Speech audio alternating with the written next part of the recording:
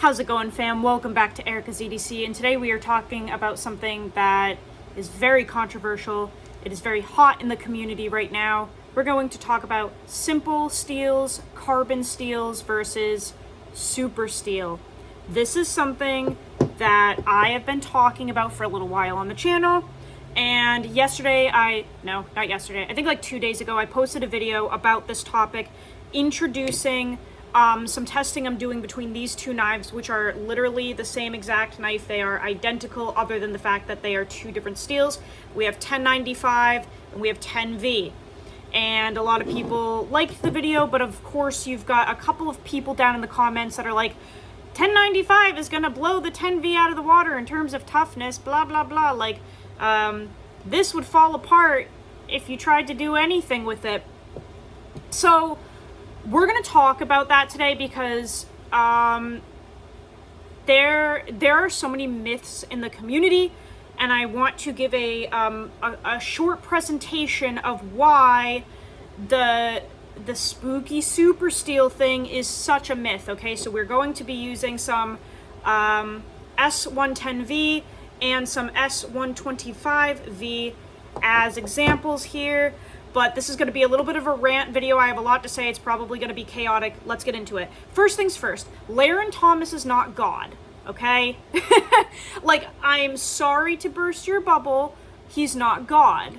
Laren Thomas is a doctor of metallurgy, and he does a lot of testing on coupons of steel, right? Like everybody knows, Knife Steel Nerds and his videos and all that. Laren is a great guy. He's awesome. Really helps to educate us, and I'm always thanking Laren Thomas for his contributions to the community. However, he does controlled testing with coupons in a scientific setting, and you have to remember he is giving us base information to generalize steel characteristics, okay?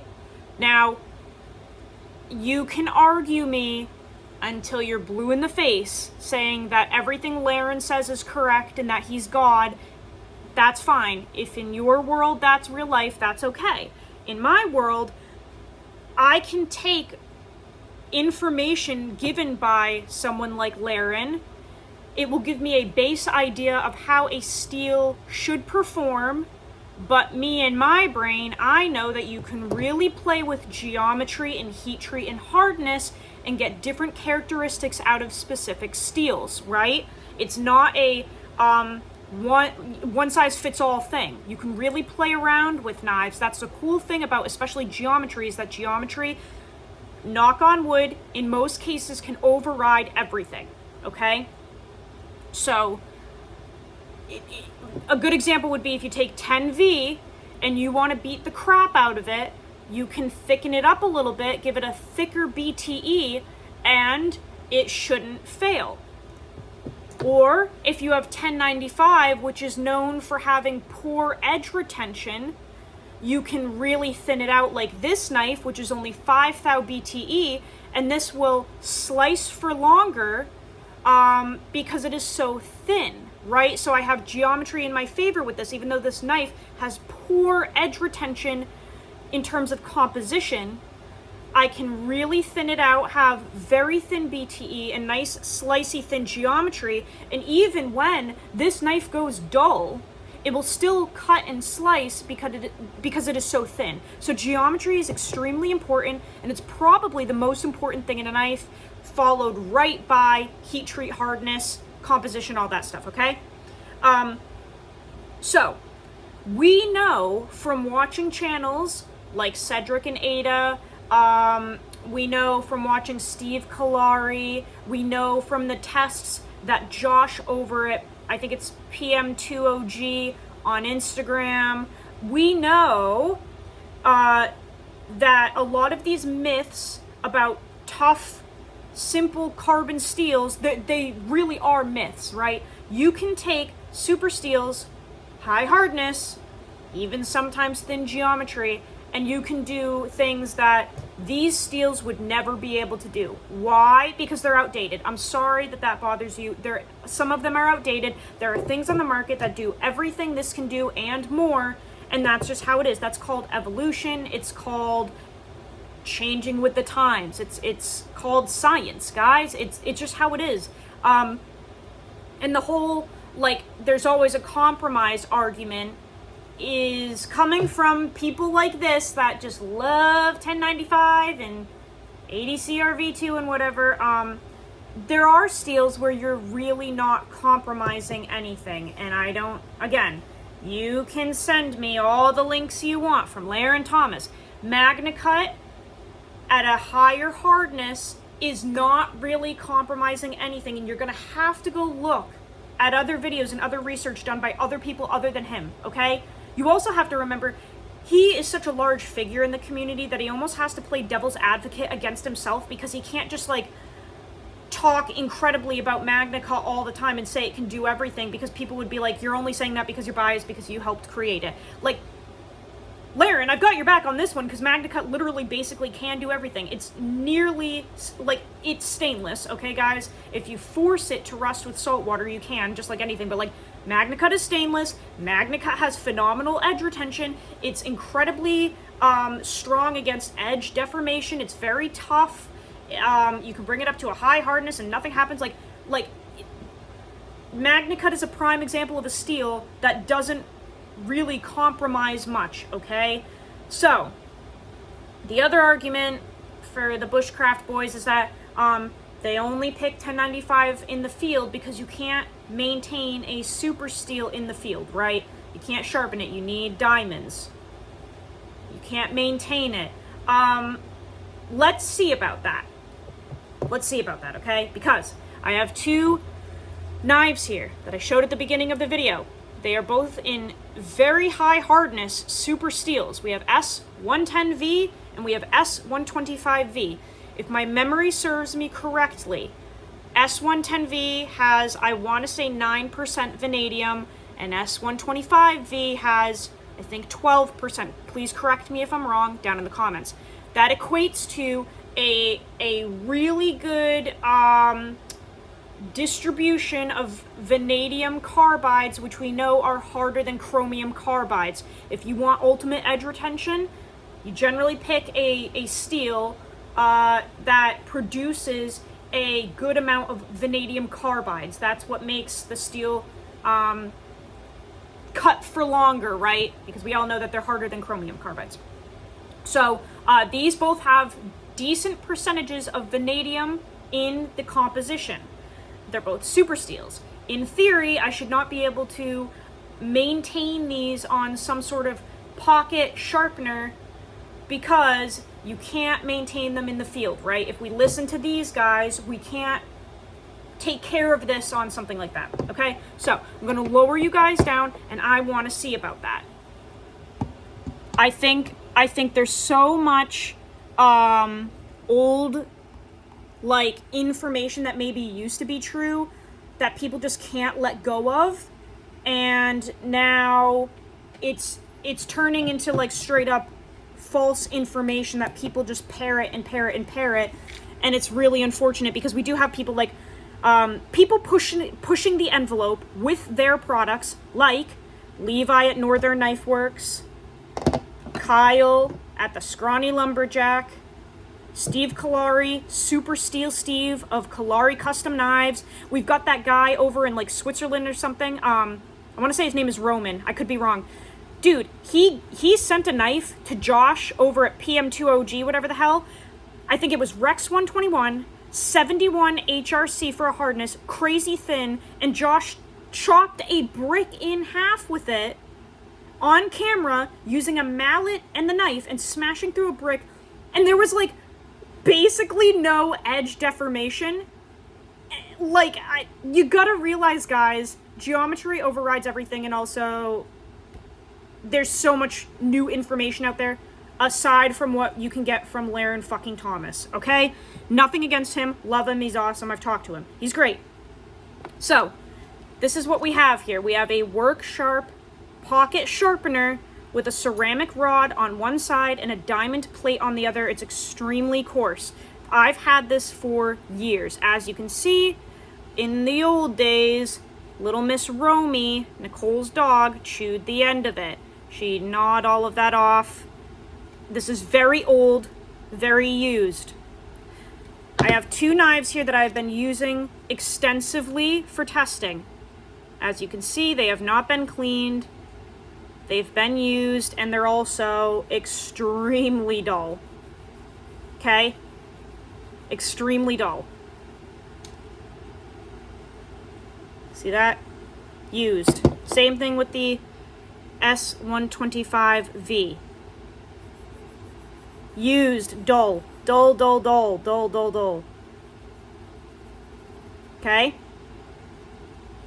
In theory, I should not be able to hone these back to a reasonable sharpness on this field sharpener, right? Because everybody needs 1095 in the field because this is the only one you can maintain in the field. Let's see.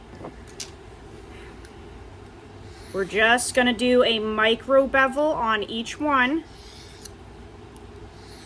Very quickly, just like you would do in the field, maybe if you were processing game on a hunt, okay? Or you're on a camp trip, right? And you got to hone your edge a little bit before you continue on with your camp cooking. I don't know.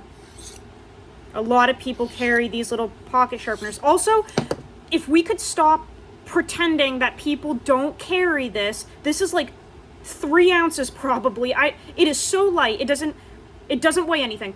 Nobody is bringing 1095 out into the woods without one of these and sharpening this on a river rock. Guys, you're not doing that unless you're purposely doing it, okay? This costs like $14, weighs nothing. This is what you have in your pocket, and if you're saying you don't, I don't believe you, okay? Like, stop with the river rock crap. We're not Amish people in the 1800s anymore. It's 2024. We have unlimited, availability of things to help us. So, the river rock thing is just getting old. I'm not even holding any sort of angle. I'm just literally like micro beveling this extremely poorly. Probably. Okay, let's leave it at that, right? We're trying to mimic what we would be doing in the field. Okay, S110V. Also notice I'm using the ceramic side, guys, not the diamond side, okay? Ceramic. On 2 very used knives. Also, you just have to remember, like head to head, in terms of edge retention, anybody would say that both of these would outperform 1095, right? Because we know the composition of these 2 super seals, so if we're talking about edge retention, they would obviously outperform this. If your argument is, well, I want better toughness, I'm very sure that 1095 starts at 10 pounds for toughness and something like 10V starts at 9. It's not that big of a difference. And again, you can play with geometry to move toward toughness. I'm telling you guys, all of these arguments, if you actually look into it and look at makers using this stuff, that's where you're gonna get your answers, okay? That's where you're gonna learn.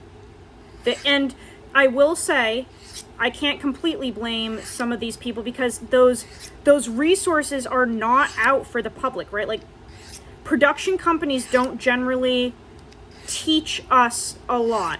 Spyderco does, I will say. Like, I like how they talk about their heat treat protocol and stuff like that. Like, I appreciate Spyderco, but generally speaking, a lot of production companies do not talk about their protocol and hardness and heat treat and all that stuff. So it's like, how are you supposed to know? But that's your job as the consumer to go look for other resources of education, like the makers I mentioned earlier. They do have videos that are very educational. You have to look past Laren Thomas. He is the beginning checkpoint for a general idea of all of the steels, because he works with coupons, but I have not really seen videos of Laren Thomas taking different knives in super steels and simple steels and like doing testing with knives and then posting the results, right?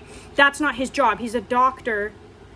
He gives us like the sciencey part of it. You have to go to makers that make knives to find the other half of the story, right? Makers are going to have the information that you need to put on top of Laren's science, like the real world stuff. At the end of the day, knives are meant to cut. You don't buy a knife unless you're going to cut things with the knife. That's the whole point of the knife. So the most important thing about it, if you're going to use it for cutting things and slicing things, would be edge retention.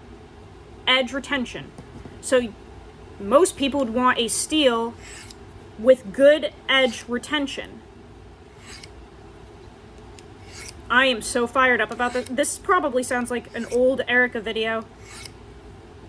I haven't popped off like this in a hot second.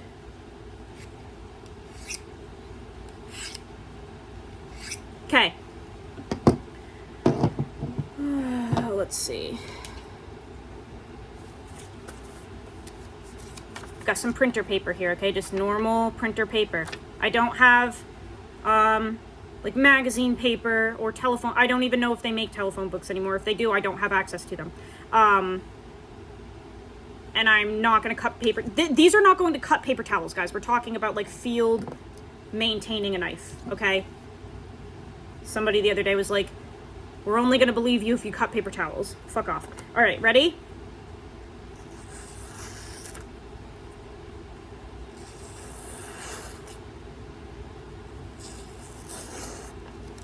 So, is it perfect? No. But we took a knife that I could literally run on my hand, and it can cut paper now. Obviously, this is, guys, this is just to prove my point that, like, you can get a knife back to a working capability on a field sharpener, and it's a myth that you cannot use, that you cannot integrate this with this. It's not real life. You can. If I were to bring this out in the field, I could use it, and then touch it up with this, and then keep using it. It's not a perfect edge. I just micro beveled it. But it is toothy now, guys. It's a working edge, okay? That will get me through the rest of my tasks. That's the point. I don't think you would need anything more than that in the field, okay? So, just debunked that. Let's try the S125V. I need to see if I have more paper. Okay.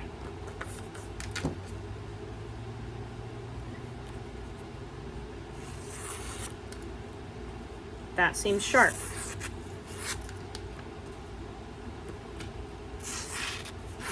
Okay, not perfect. But that, guys, come on.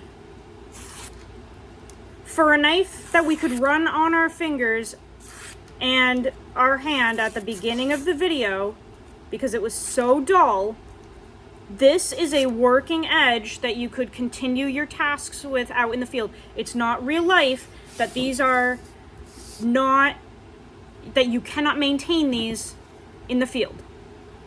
That's not real life, okay? This is why I get so fired up, because there's such a specific group of guys that just, they can't stop. They're like, I'm always gonna choose 1095 because it's the one that you can maintain in the field. Bro! This 1095 is, I'm sorry. It's not a good steel. It's not. It doesn't even have good toughness, guys, to begin with. Edge retention is horrible. The only good thing about it is it's cheap. Okay? And, like, yeah, can you use it? Of course you can. I have no problem with knives in 1095 if they're priced accordingly. It's very, very cheap. It's a cheap, simple steel. So freaking cheap, guys. So people that are selling 1095 for $300, it's ridiculous, okay? It's a myth that these are the only ones that you can take out in the field and maintain. And again, if you're like, well, I use 1095 because it has good toughness. No, it doesn't. Also, you can override the whole toughness thing with geometry. You genuinely can. Ask any maker that actually makes knives. They're going to tell you the same thing. I promise. Reach out to them. Please go message people. Please go message makers, the ones that I mentioned in the beginning of the video, okay, actual makers, and ask them if you can basically override composition with geometry. Ask them.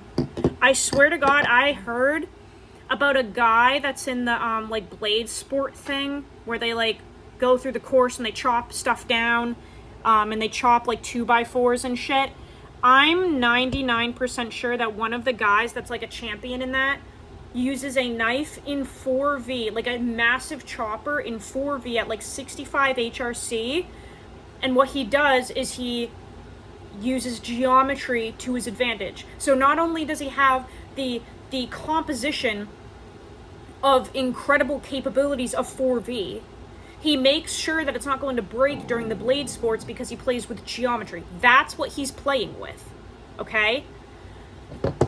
I am so sorry that I'm so fired up about this, but it's people just don't, they can't look at anything other than Laren's articles. And it's Laren is in one part of the knife community. He isn't the knife community. He's part of it. The makers are the other part. You're not getting a goddamn knife from Laren, are you?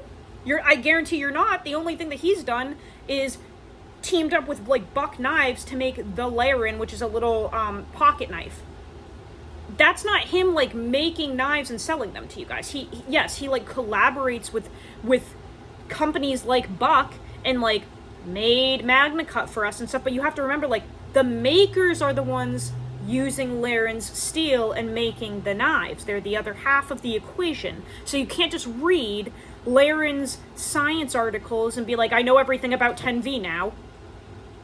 You don't. You have to use a knife in 10V, different heat treats, different geometries, different hardness, okay? Then come back. Ooh, I just popped off. This is gonna get me, this is gonna lose some subs. That's okay. That's fine. We don't care about subs. Anyway, guys, I hope that brought some clarity to the table. Super steels are not scary. They are superior in every sense. And I'm sorry if you don't believe me. Every steel has its place if it's priced accordingly, okay? That's the biggest thing here is price ratio. I was told by Kyle, who made this knife, that this is literally, it was $3 worth of steel to make this. That's it. Because it's in 1095. It was $3. He actually told me that the micarta on these scales cost over twice the amount of the blade, of the steel of the blade, okay? The handle material costs more than this because 1095 is so freaking cheap. Okay? I'm done. I'm gonna go, guys. Shout out to Work Sharp. They didn't give me shit. I don't know them, but I do like this little pocket sharpener. I will see you guys in the next video. Go use your shit. Learn how to sharpen your knives. I will see you so soon. I love you, fam. Take care.